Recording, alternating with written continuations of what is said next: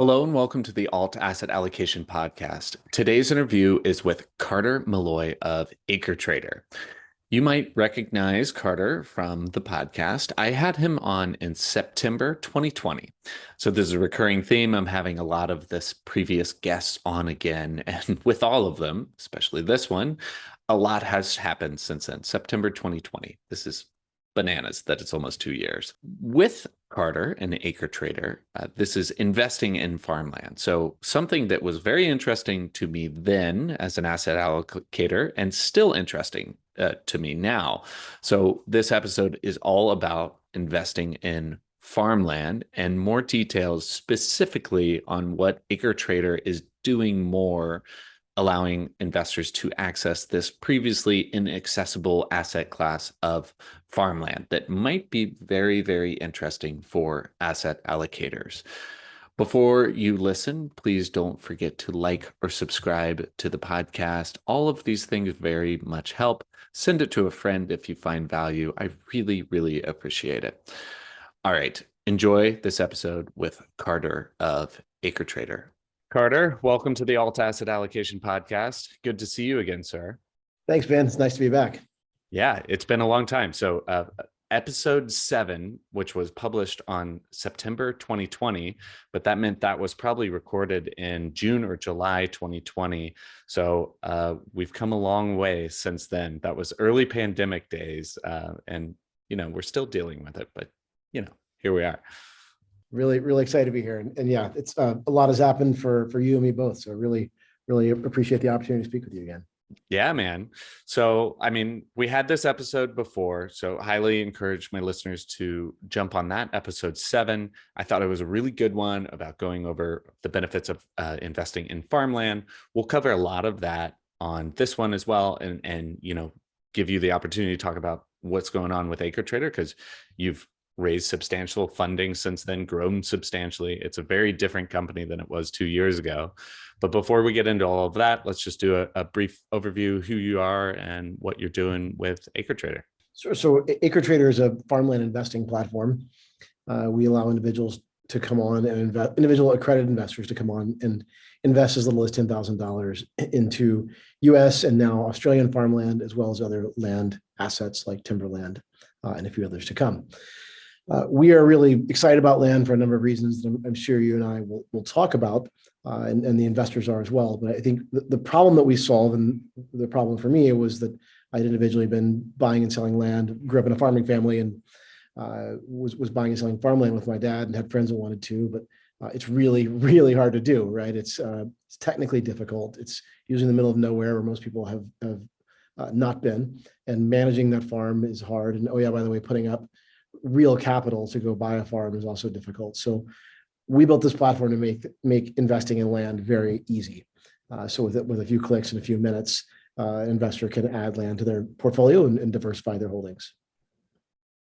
Yeah, and big fan on this channel about talking about previously more difficult asset classes being a little bit more attainable. Still is accredited investors only, which is kind of a shame, but that's a whole nother conversation about the accredited investor law, but we'll stay out of that. But more importantly, farmland. This, prior to that last conversation, I think we talked about it, but my mom grew up on a farm. Like, farmland was this thing that I didn't know much about, but now Bill Gates is the #1 owner of farmland in the US. Like, it deserves a second look. So let's just start off with why farmland investing from your perspective. We see a lot of interest in farmland investing for a couple of reasons. I'll bullet point here. One is historically consistent returns, where it has put up, call it low double digit, like 11% type of annualized cumulative returns. So nothing like gasp huge, but it has done that, which is roughly in line or with the S&P with stocks, but it has done so with far less volatility than other similarly returning asset classes. So the consistency of returns over time, including through some recessionary environments, has certainly been something that attracts people to farmlands that historically lower risk and higher return profile. Another thing that brings folks interest in the farmland is diversification. It doesn't really tend to be correlated. It doesn't move with other asset prices. As we've seen as example, crypto, you and I talked about a little bit before the show, has shown some real diversification with broader indices. But over decades and decades of history, farmland tends to just beat to the march of its own drum. So portfolio diversification is obviously something that many or most of us as investors seek. And, another reason is inflation. So it has historically shown the one KPI or one economic indicator that it has shown real correlation to has been inflation. And to that point, with CPI and PPI both indicators of inflation, it has been correlated a little more than gold actually. So pretty fascinating from that standpoint. And then lastly, and perhaps a really fun part of our platform is, oh yeah, by the way, you get to invest in American farmland and support a farmer and be a part of their business growth. And so it's a really exciting piece of our business to have that within your portfolio, to have that type of growth, where as many people know and listening and viewing here today know, we're running out of land. We have less land physically every minute than we did the minute before, and we have more and more mouths to feed. Yeah. And so I'm just going to share. So for people listening, there's a chart on acretrader.com/investors that I think is quite good. So this demonstrates like the different returns across different asset classes from 1991. But like farmland has just been very, very consistent. And actually this whole page is quite good and just demonstrates why farmland might be interesting from an investor perspective. So kudos to you guys for putting that together, because it answers a lot of the questions. I think it's worth kind of double clicking on the inflation portion. So this is being recorded end of June 2022, and inflation is hot on everybody's minds.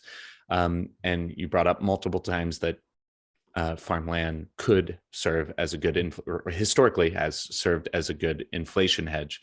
Can we just talk a little bit more about how that works?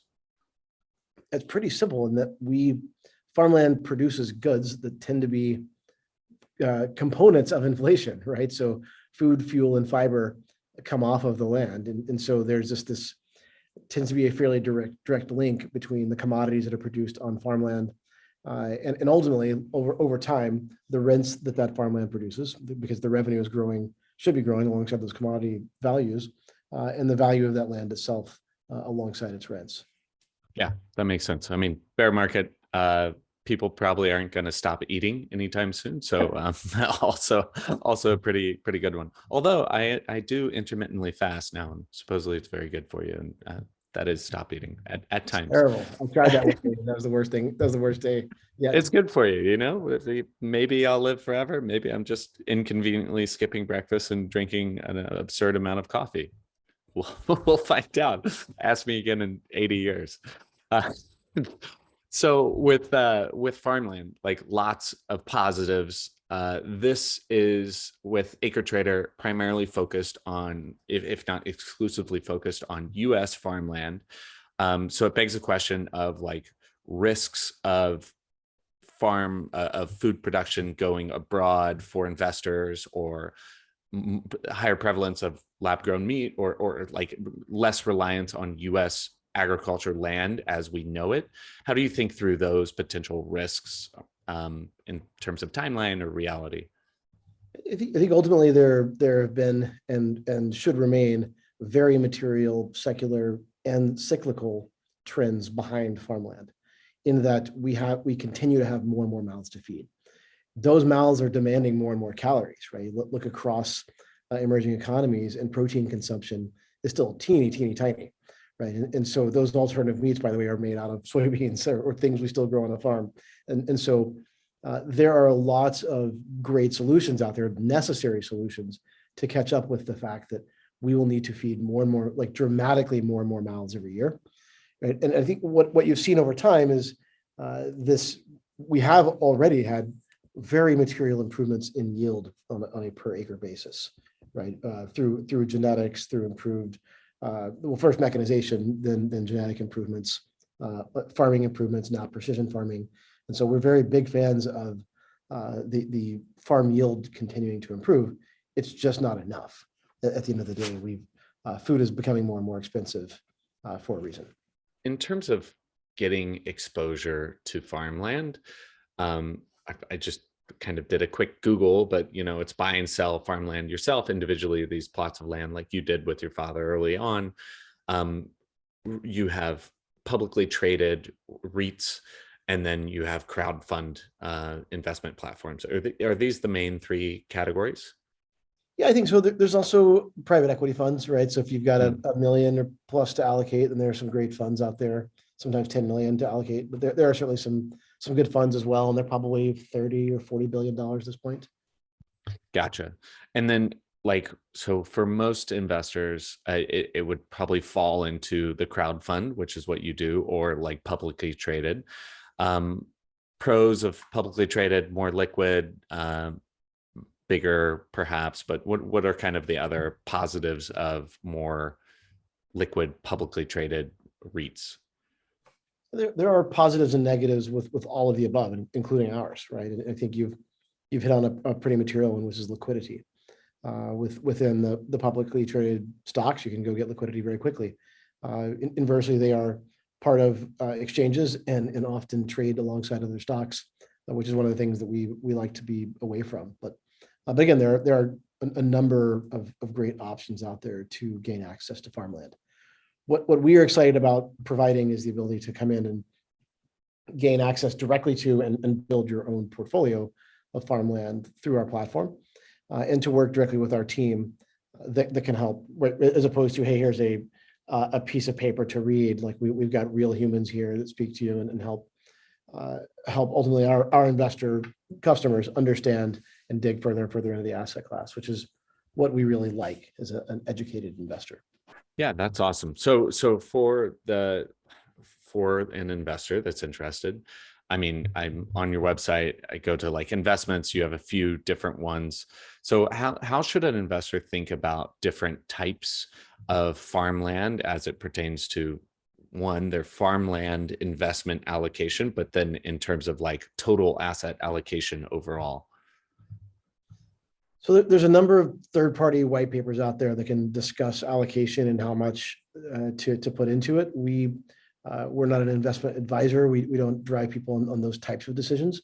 And ultimately, I think it's very clear, but we're not here to say, sell your portfolio and buy all farmland, right? We think it can provide an interesting portfolio diversification tool.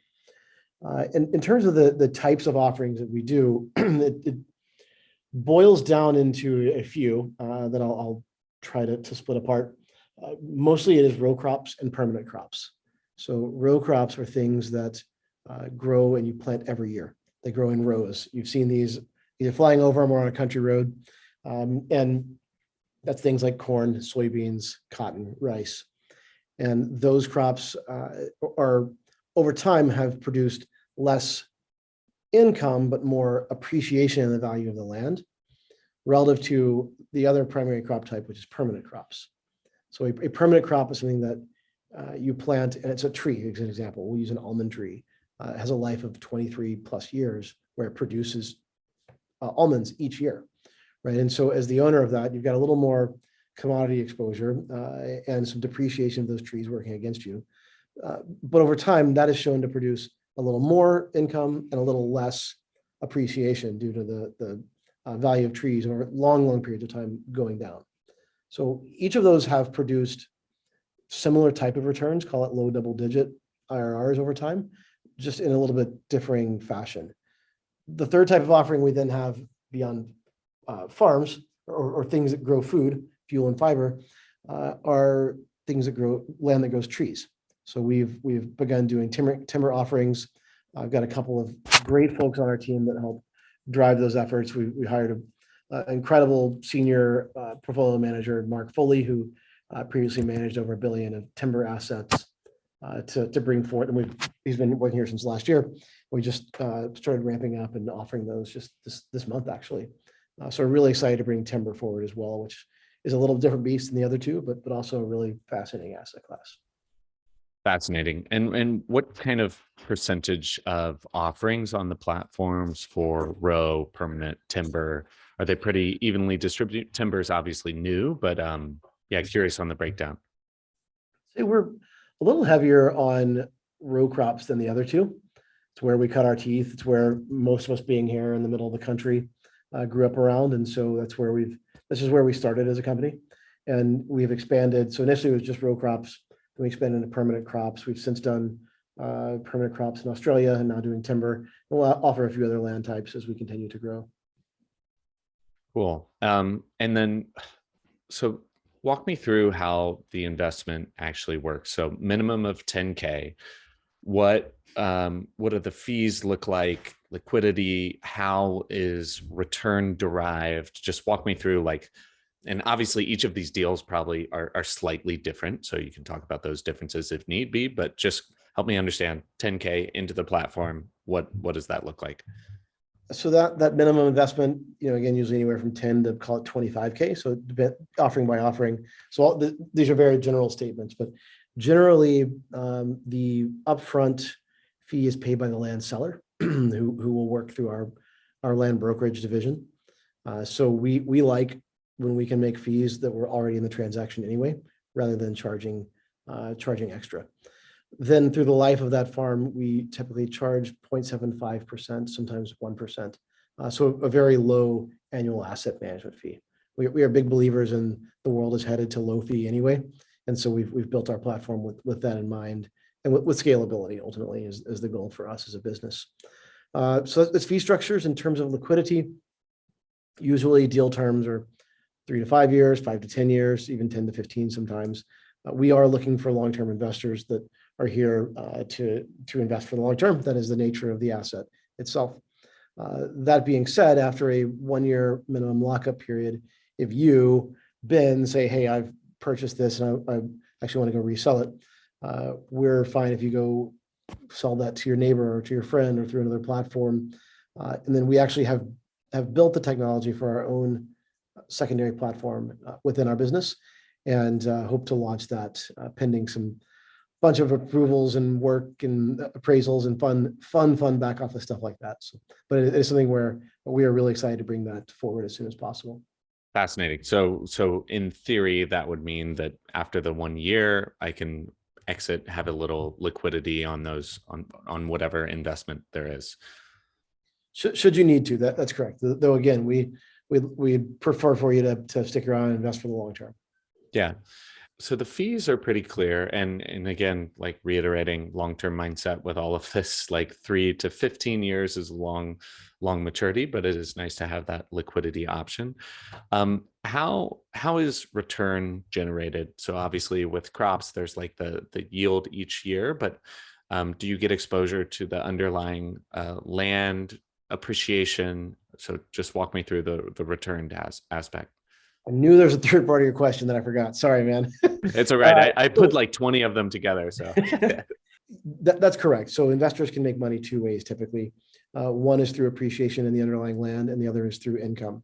So the income can be either rent from a row crop farmer, as an example. It can be a revenue share, like selling apples and having a share of the revenues coming off of there. It could be from selling the trees if you're growing timber on a timberland investment. So there's potential for income from that. And then there's also the potential for appreciation in the underlying land. So usually the way that it works is you, the investor, own part of an LLC through our platform. That LLC then holds title to the land, right? So you are through that LLC are exposed to the appreciation. So after a period of time, that land goes out and is sold, then you receive the proceeds back from that. So, and we have completed several of those types of transactions where we've had a full cycle on land and have paid investors out beyond what we had hoped and expected for. awesome. Those are always positive surprises for investors. A few questions here. So do you do the offering like, I don't want to speculate on land, I just want crop yields, just that portion, not exposure to both of those? Do you offer one without the other, or it's always kind of a package deal? Not yet. It's a package deal so far. There are certainly other ways to get exposure to one or the other, but we find that frankly, most investors do want exposure to the land itself.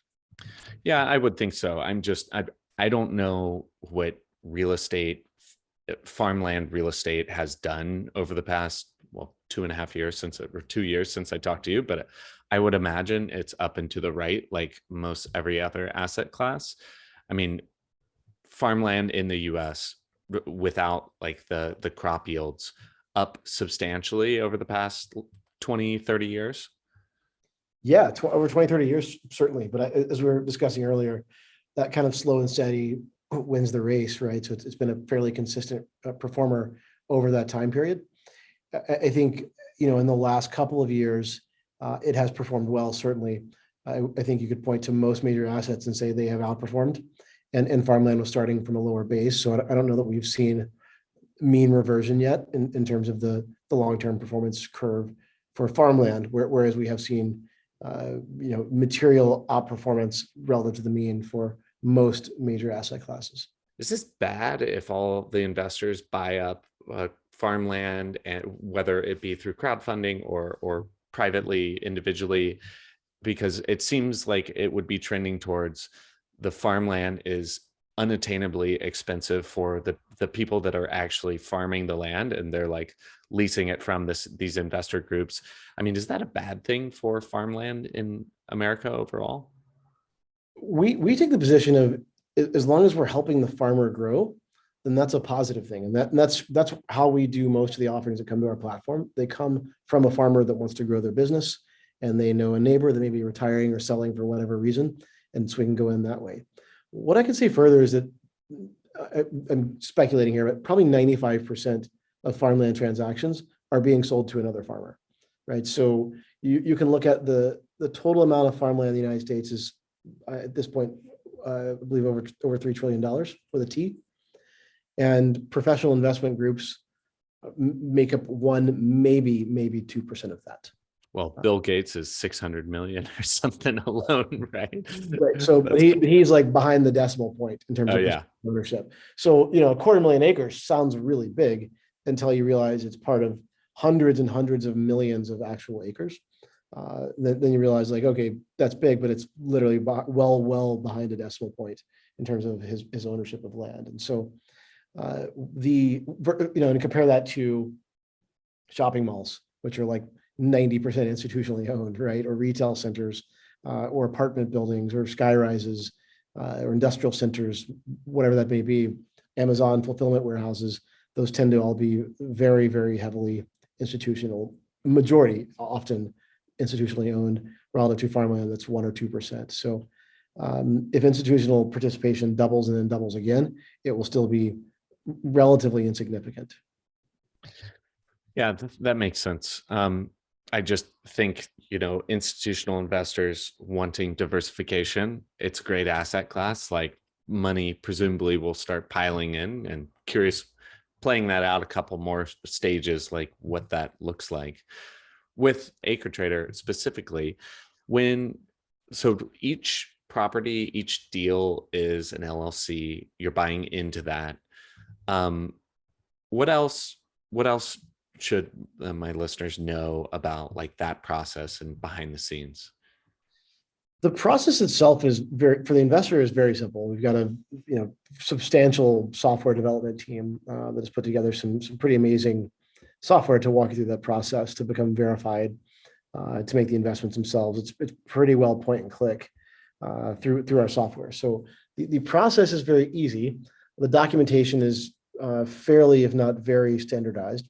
Those are always available, and we urge people to read them. Super exciting legal docs, but we have worked extensively with counsel around getting those as short as possible and as legible or as understandable as possible, right? And then beyond that, we have loads and loads of information and education on our website, and our phone number is publicly listed. You can call us anytime. We've got a whole team of investor education specialists that live and breathe and eat land all day, every day, and would be thrilled to speak with you. Yeah, that's awesome. And legalese doesn't matter. It's still, but should read it. It's there for a reason. Going down that path a bit, I mean, you are a young company, you're well capitalize at this moment, but like thinking about crisis management. So you invest in few of these deals, 15-year term. What happens if AcreTrader disappears? How is that dealt with? Yeah, so the great news is in those legal documents, there's an instruction set for, and has been there since day one of our business, of here's what happens if these folks don't run their business well. So there is a literal instruction set to have those overseen by an outside firm. The management of those entities is through its own individual company, our wholly owned AcreTrader management company. And that is a well-capitalized business that produces real revenue. So there's enough revenue in there to hire a team of people to oversee those farms. So but again, while that concern is diminished, certainly for me personally today, we nonetheless want to spell it out in very clear terms for all investors to see. And I think that's why I point people to those legal docs. As you can imagine, we've had lots and lots of lawyers and attorneys invest on our platform. And we often get calls of like, hey, this is actually really friendly. We appreciate the way this is written. That's awesome. That's great. That's got to make you feel really good as a founder as well. You're like, I have you guys in mind. See, I told you. Like, this is what I'm saying. I think the fourth person on our team was an attorney, Elise Alexander, our general counsel. So she's nice. So since we talked 2 years ago, I mean, you were one of the only teams in town working on this, really. Now there's a few more competitors that have sprung up, similar offering. So I imagine you guys in the background are all fighting for deal flow. But let's talk about some of your competitors and how they compare or differ. So we don't spend a lot of time thinking about them, and that's not meant as an insult to those competitors. And certainly the more people out discussing farmland and helping educate consumers, the better. So we're not anti-competitive at all. I would say as a company, I think we've done more, and we've done well over 100 offerings on our website. So I think we've done far more than all those companies combined. So we don't, and we're friendly with those folks, but like, again, with $100 billion of farmland trading every year and countless assets out there being invested, what we are focused on is providing the absolute best experience we can to the farmers that we work with and to the investors that we work with on our website. And I think that ultimately is proven out with the size of the team we have, which is, again, we're well over 100-person company at this point, really focused on providing great outcomes. Yeah, that's awesome. And that's a lot of knocking on doors and calling people, I would imagine, especially if all of that farmland is just inherited from one person to another. It's not like they're putting a signpost out or listing it on any website when it's getting ready for sale. Yeah, I think that's a worthy consideration, right? That we have, I think about deal flow, like we've invested in material 7-figure investment into being in front of farmers and landowners. And I think that affords us pretty unique insights and look into the flow of opportunities out there. Yeah, I bet. I mean, you have to get ahead of these things. You've mentioned a few of them, but 2 years of growth. Let's talk about some of the key milestones that you've done since then, because they've been substantial. So when we last spoke, you and I last spoke, I think we were just under 10 people, something like that. Today we're well over 100. We had done a number of farms, but today we've done well over 100 there also. We have, since you and I last spoke, we've done 3 rounds of financing. That's been a little over $70 million of capital raised for the business itself to go out and grow our company. I can say comfortably that we have the extreme majority of that still in our bank today. And so we run the business pretty conservatively. And to your point earlier, we do plan on being here for the very, very long term. So I think, and we've learned a lot. Like we've made, countless mistakes, and we celebrate them loudly as a company as we learn along the way. We try not to make mistakes that involve our customers, right? But internally, whether that's building software or trying new products or falling flat on our face, and a number of other initiatives, including within HR and marketing, et cetera.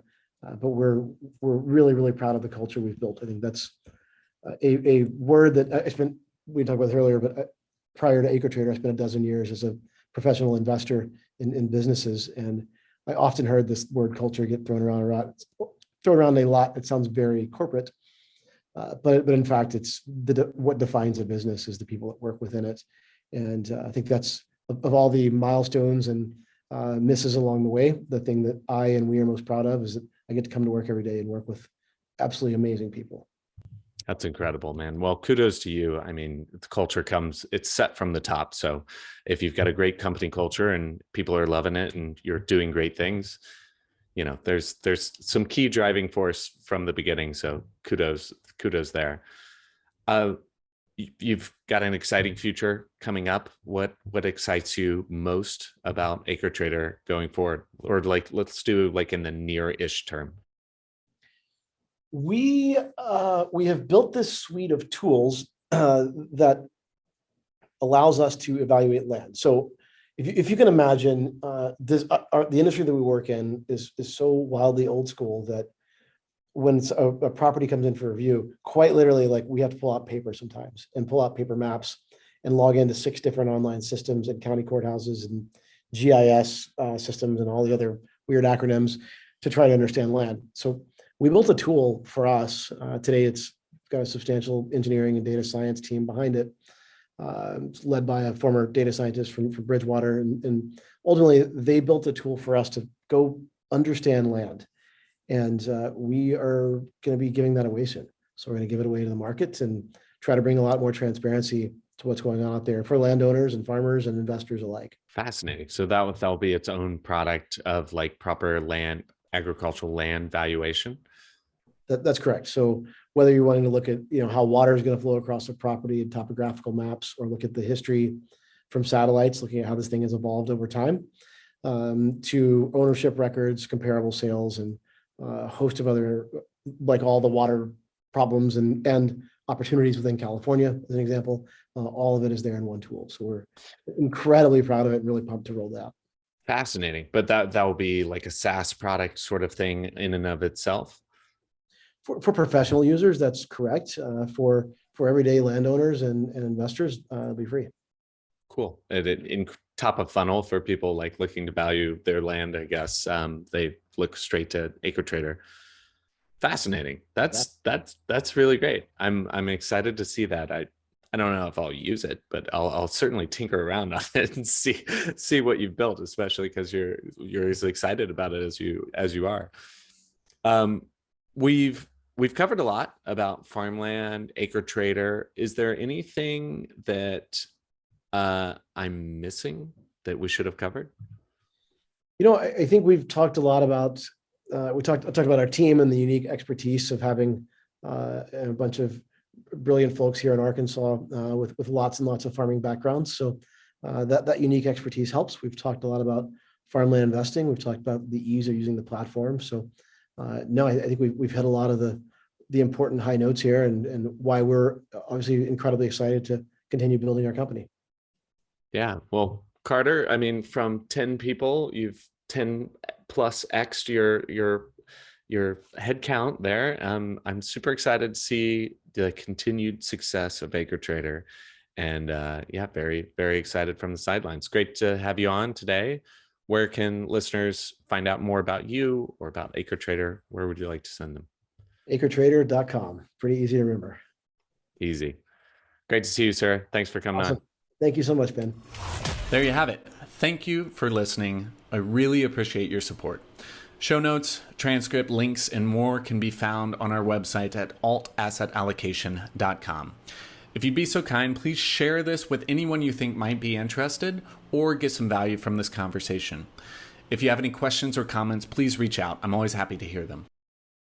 Lastly, if you're on YouTube, please like the video or subscribe to the channel. If you're listening to the audio version of this, please subscribe to the podcast and or leave a review. This really helps more people find the podcast, and I really appreciate it. Thanks again, and hope you have a fantastic day. Happy investing.